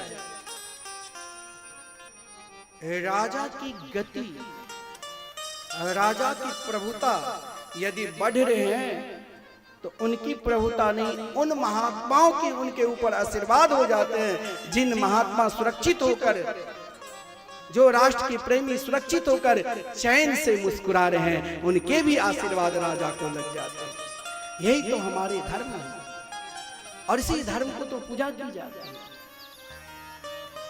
कहा मैंने अपने जीवन में जो भजन पूजन किया ये महाराज परीक्षित के ये फल मिल जाए, ताकि ये फल के प्रताप से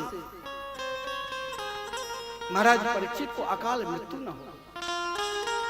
अपने योग बल के द्वारा दो शिष्य को भेज दिया, गौरमुख श्याममुख को, और महाराज परीक्षित को सूचना मिली कि एक ऋषि कुमार आपसे मिलने के लिए आए। बहुत प्रसन्नता हुई, ऋषि कुमार को पूजा किया, सिंहासन पर बैठाया, कहा महाराज आप किस कारण आए हैं? बोले महाराज आपको 7वें दिन मरना होगा, समय बहुत कम है, सोच बहुत ऊंचा है, ध्यान देना, हम सब भी परीक्षित हैं और हम सभी को 7 दिन में ही मरना होगा। सोमवार, मंगल, बुध, बृहस्पति, शुक्र, शनि, रविवार कभी न कभी इन्हीं सप्ताह के एक दिन मरना ही पड़ेगा। तक्षक यानी काल सबको काट खाएगा, हमें उन काल से बचना है तो कृष्ण कन्हैया को पुकारना है, उनकी कथा की श्रवण करना है। महाराज परीक्षित अपने पुत्र को राज्याभिषेक देकर सीधे चले गए। कहाँ? गंगा जी के पावन तट शुक तीर्थ, जो हरिद्वार से 40 किलोमीटर पहले सुखतालय, मैंने वहां पर 2 बार कथा भी की। बड़ा विलक्षण स्थान है, बट वृक्ष आज भी है, जहां पर 12 महीने एक कथा निरंतर चलती रहे। भारतवर्ष के अनेक कथावाचक जरूर एक बार वहां जाते हैं। महाराज परीक्षित ने यही सभी से प्रश्न किया। वहां महाराज परीक्षित को आशीर्वाद देने के लिए पृथ्वी, देखिए 3 प्रकार के संत होते हैं, राजर्षि, देवर्षि और ब्रह्मर्षि। पृथ्वी पर जितने भी बड़े बड़े साधु संत थे सब महाराज परीक्षित के पास आ गए। गंगा जी की धारा बह रही है, सुंदर टीला है, एक मिट्टी को ही टीला बना दिया। उपदेश लेना है तो कहा गया है ऊंचे स्थान पर बैठकर किसी को उपदेश देना चाहिए। व्यास गद्दी से ऊंचे बैठना भी नहीं चाहिए, तो कहा गया है उसे सर्प बनना पड़ता है। तो महाराज परीक्षित जब देखा कि आज तक मैंने अपने जीवन में इतने संतों का दर्शन क्या ही नहीं था, संत का दर्शन का उमंग इस प्रकार हृदय में प्रकट हुआ जो सब कुछ भूल गए, सारा दुख श्राप सब कुछ भूल गए। उसी समय महाराज बड़े बड़े देवलोक से ऋषि मुनि सब आ गए, ब्रह्मलोक से बड़े बड़े ऋषि मुनि ब्रह्मर्षि सब के सब आ गए। व्यास, पतंजलि, गौतम, अनेक ऋषि मुनि वहां पर उपस्थित है। महाराज परीक्षित ने यही कहा कि जिस किसी को यह मालूम पड़ जाए कि मेरी मौत 7वें दिन होगी, उसे किस देवता का नाम लेना चाहिए, किस देवता के पूजन करना चाहिए और किस देवता का ध्यान करना चाहिए। सब अपने अपने अनुसार उत्तर दिया, लेकिन महाराज परीक्षित उसी समय भगवान के मंगलमय नाम को पुकारने लगे। और जीवन जब दुखी हो जाए तो उस दुख को बाहर मत व्यक्त करो, केवल कृष्ण कन्हैया को पुकारो। जो ही कृष्ण कन्हैया को पुकारे उसी समय नन्ही से छोटे से 16 वर्ष के सुंदर स्वरूप बाल रूप में भगवान सुखदेव जी महाराज परीक्षित के बीच प्रकट हो गए। और जो ही प्रकट हुए संपूर्ण ऋषि मुनि स्वागत का खड़े होकर, महाराज ऐसे ऋषि मुनि को मैंने इस सुंदर रूप को अपने जीवन में प्रथम बार देखा। और महाराज वहां अनेक ऋषि मुनि आज उस रूप को देख रहे हैं। आदरणीय श्रीमान सुखदेव जी के चरणों में महाराज परीक्षित ने प्रणाम किया और प्रणाम करते हुए यही कहा कि जिस किसी को यह मालूम पड़ जाए कि मेरी मौत 7वें दिन होगी, उसे किस देवता का नाम लेना चाहिए, किस देवता की पूजन करना चाहिए, किस देवता की आराधना करना चाहिए, सीधे मरणासन व्यक्ति का क्या कर्तव्य है, हमें भी यही चिंतन करना चाहिए। सर्वोपरि भगवान के मंगलमय नाम है और इसकी महिमा हम पुनः कल ठीक 3:30 बजे आप भजन सुनने लग जाते हो। अपने समय पर आकर आनंद लेना। सब भाव विभोर होकर आज ताली बजा रहे हैं। आज पत्ते पत्ते भी एक ही स्वर निकल रहा है कि भगवान के नाम की क्या महिमा है। हम भी भाव के साथ ताली सेवा करते हुए भजन के आनंद ले और फिर आरती के दर्शन करके प्रसाद लेकर प्रस्थान करेंगे। वृंदावन के वृक्ष को मरम न जाने को, डार नार और पात पे श्री राधा राधा हो राधा नाम की, हो राधा, हो राधा श्री राधा नाथ बगे।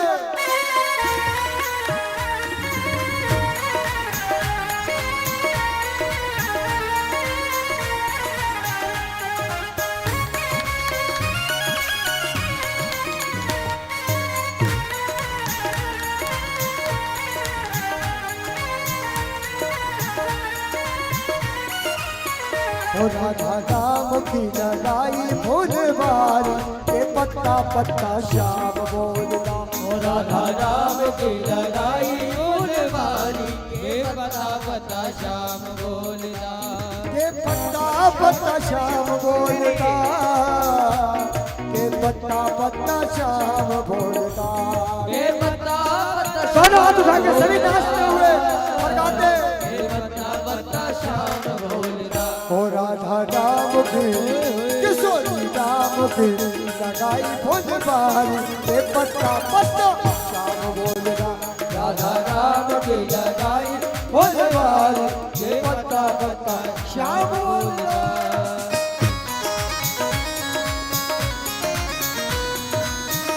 दोनों हाथ उठा के और नाचते गाते अरे भाव से हरि बोल।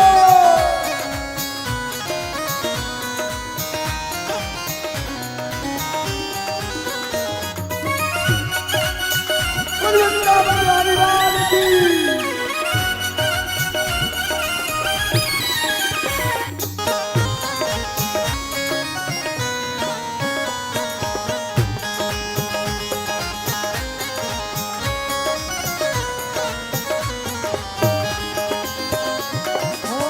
कली कली में महक उसी की, कली कली में महक उसी की। हर पत्ते में चहक उसी की।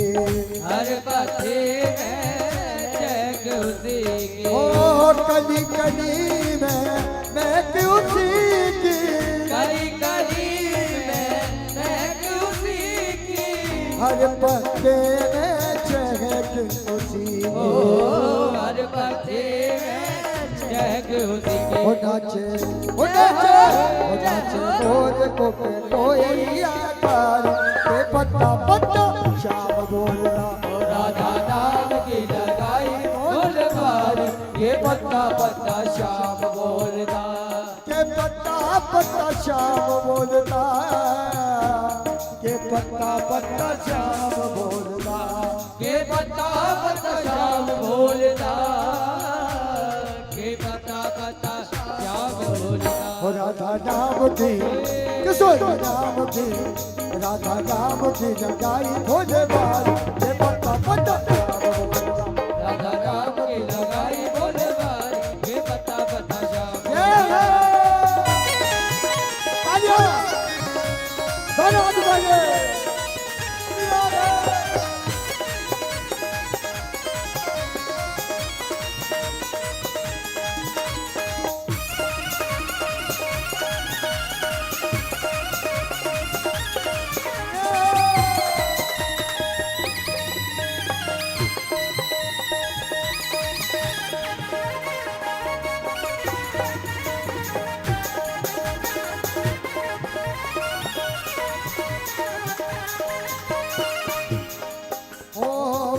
के जल से सींचिए बगिया, प्रेम के जल से सींचिए बगिया, प्रेम के जल से सींचिए बगिया, प्रेम के जल से सींचिए बगिया।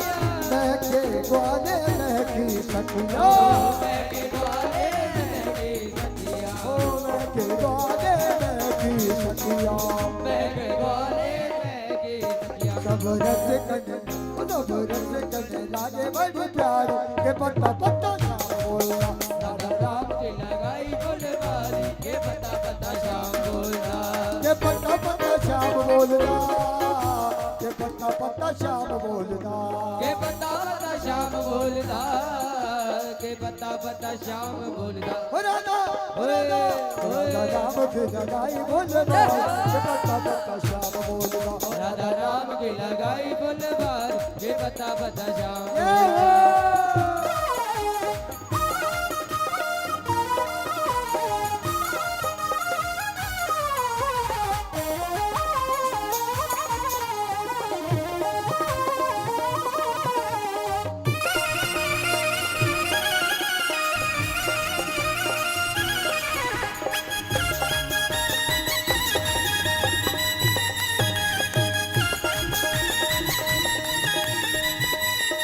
हो जब से सावरी ने, हो जब से सावरी ने पकड़ा मेरा हाथ, हो गई मेरी बल्ले बल्ले, वो जब से सावरे ने पकड़ा मेरा हाथ, ये हो गई मेरी बल्ले बल्ले। वो तो रहता मेरे घर पलसा, वो तो रहता मेरे हर पल सा, रहता मेरे हर पलसा, वो तो रहता मेरे हर पल सा।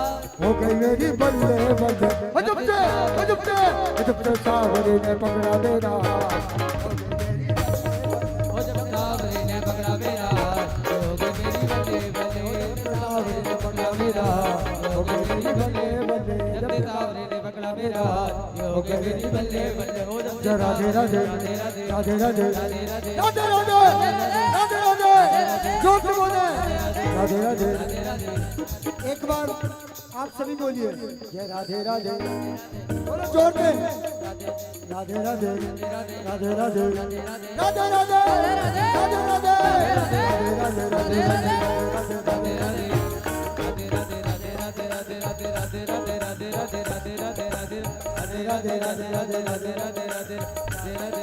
राधे राधे राधे राधे। जय जय श्री राधे, जय जय श्री राधे। आइए अब हम सब आरती के दर्शन करें। श्री राधे।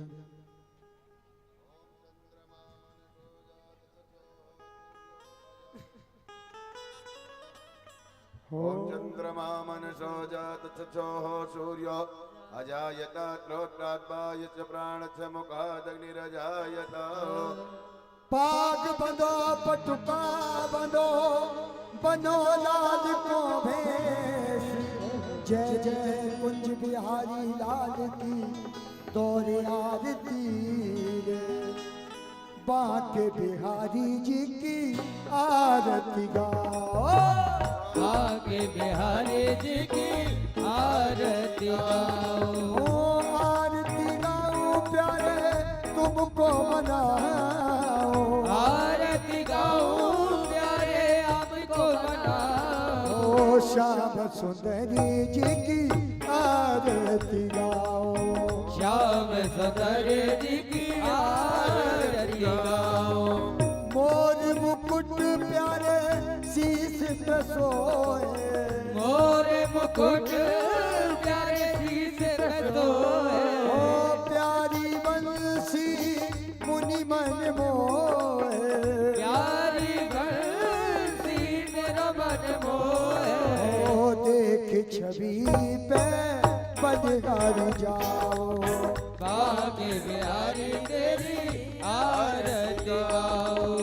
चरणों से निकली गंगा प्यारी, चरणों से निकली गंगा प्यारी। ओ जिसने सारी दुनिया तारे, जिसने सारी दुनिया तारी।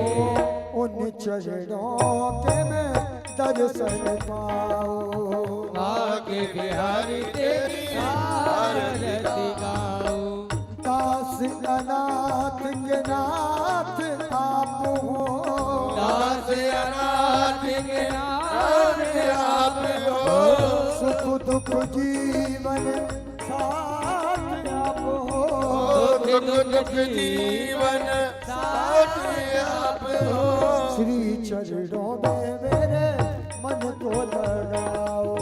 भाग्य बिहारी तेरी आरती गाऊं। श्री हरिदास के प्यारे तुम हो, श्री हरिदास के प्यारे तुम हो। मेरे मोहन जीवन धन हो, मेरे मोहन जीवन धन हो। पास सदा वृंदावन पाओ। भाग्य बिहारी तेरी आरती गाऊं। हो श्याम सुंदर जी की आरती गाओ। श्याम सुंदर जी की आरती गाऊं। कर्पूर गौरम करुणा अवतारम संसार सारम बुद्धिहारम सदा वसंतम हृदयारविंदे भवं भवानि सहितं नमामि। त्वमेव माता पिता त्वमेव बन्धु पिता त्वमेव विद्या प्रवरं त्वमेव शरणं मम देव। हरे कृष्ण हरे राम राम राम हरे हरे। राधे कृष्ण राधे कृष्ण कृष्ण कृष्ण राधे राधे श्याम राधे श्याम श्याम श्याम राधे राधे कृष्ण कृष्ण हरे